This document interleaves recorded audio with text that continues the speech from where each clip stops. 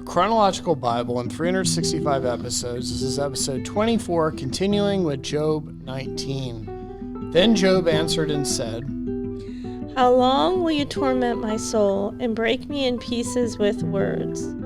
These 10 times you have reproached me. You are not ashamed that you have wronged me.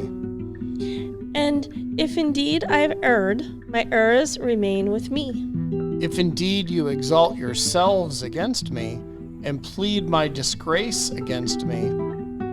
Know then that God has wronged me and has surrounded me with his net.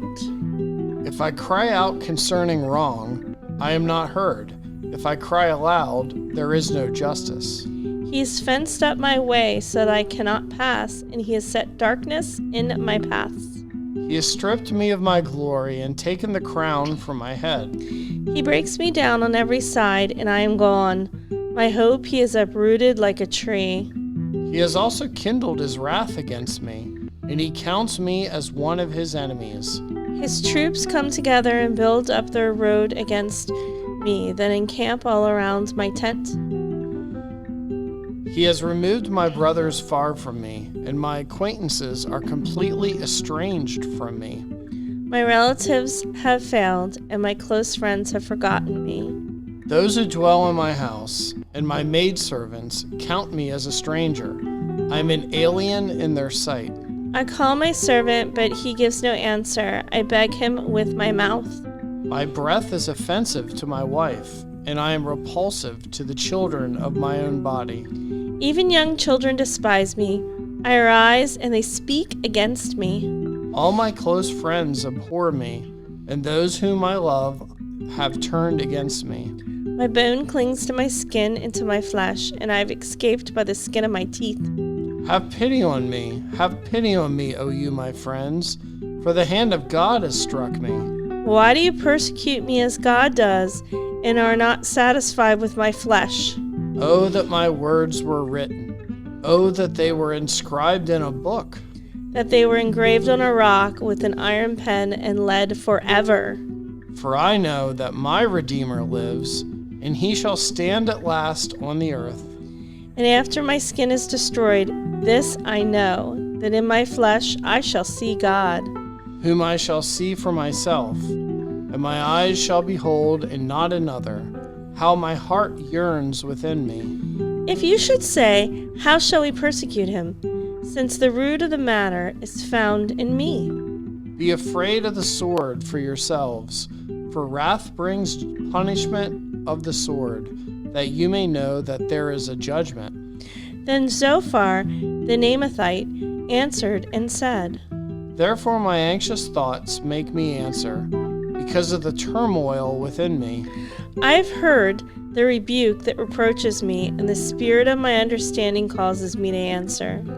Do you not know this of old, since man was placed on earth? That the triumphing of the wicked is short, and the joy of the hypocrite is but for a moment? Though his haughtiness mounts up to the heavens, and his head reaches to the clouds, yet he will perish forever like his own refuse. Those who have seen him will say, Where is he? He will fly away like a dream and not be found. Yes, he will be chased away like a vision of the night. The eye that saw him will see him no more, nor will his place behold him any more. His children will seek the favor of the poor, and his hands will restore his wealth. His bones are full of youthful vigor, but it will lie down with him in the dust. Though evil is sweet in his mouth, and he hides it under his tongue, though he spares it and does not forsake it, but still keeps it in his mouth, yet his food in his stomach turns sour. It becomes cobra venom within him. He swallows down riches and vomits them up again. God casts them out of his belly. He will suck the poison of cobras. The viper's tongue will slay him. He will not see the streams, the rivers flowing with honey and cream. He will restore that for which he labored, and will not swallow it down. From the proceeds of business he will get no enjoyment. For he has oppressed and forsaken the poor. He has violently seized a house which he did not build. Because he knows no quietness in his heart, he He will not save anything he desires. Nothing is left for him to eat, therefore his well-being will not last. In his self-sufficiency he will be in distress. Every hand of misery will come against him. When he is about to fill his stomach, God will cast on him the fury of his wrath, and will rain it on him while he is eating. He will flee from the iron weapon. A bronze bow will pierce him through. It is drawn and comes out of the body. Yes, the glittering point comes out of his goal.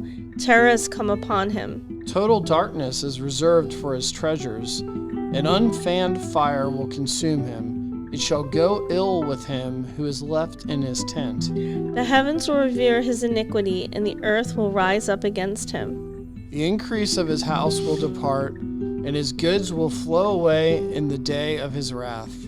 This is the portion from God for a wicked man, the heritage appointed to him by God.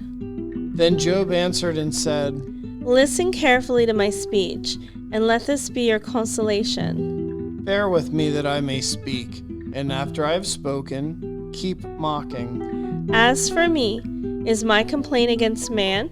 And if it were, why should I not be impatient? Look at me and be astonished. Put your hand over your mouth. Even when I remember, I am terrified, and trembling takes hold of my flesh. Why do the wicked live and become old, yes, become mighty in power? Their descendants are established with them in their sight, and their offspring before their eyes. Their houses are safe from fear, neither is the rod of God upon them.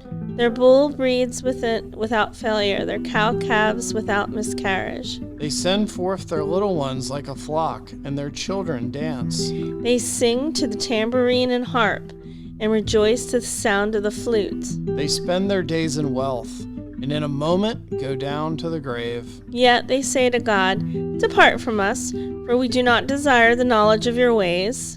Who is the Almighty that we should serve him? And what profit do we have if we pray to him? Indeed, their prosperity is not in their hand. The counsel of the wicked is far from me.